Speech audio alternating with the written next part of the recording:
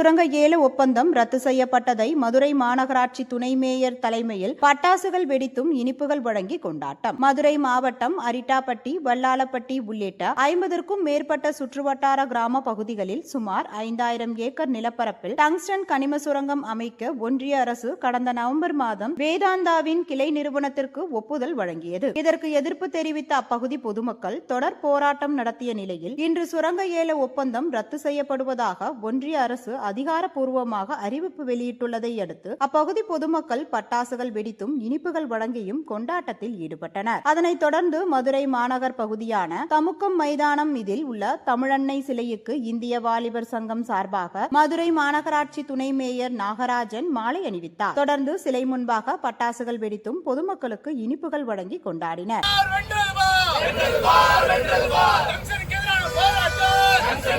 போராட்டம்